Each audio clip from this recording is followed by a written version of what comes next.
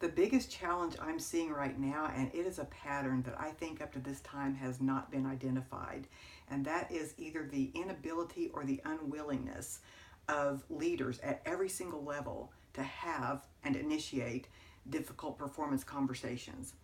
Now, I'm not talking about performance evaluations, which happen once a year and truly would be irrelevant if if these leaders learned how to have and initiate difficult performance conversation as needed, whether that's once a week, once a month, or as they see something happening that should not be happening.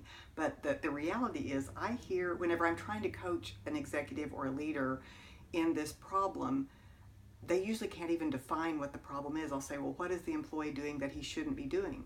And I'll hear a story about what's not working or about their assumptions, but I never hear clear language about what needs to be corrected, what needs to be started, what needs to be stopped.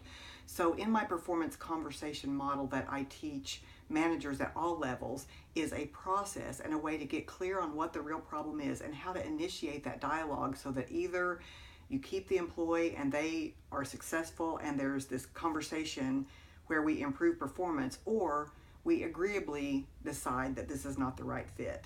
So this performance conversation model increases productivity, saves a lot of problems. In fact, I often say that the conversation avoided today becomes a lawsuit 10 years later.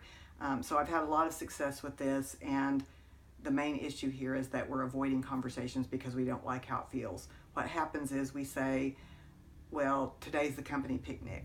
And then we say, well, they've got tenure. Or we say, you know what, they're going through a bad divorce. And eventually the root of the problem grows deeper and deeper and deeper. And then we try to nip it in the bud. We nip it in the bud by moving that employee to another department or waiting until that employee retires. And once again, the conversation avoided today becomes the lawsuit 10 years later. And I'm seeing it everywhere at all levels.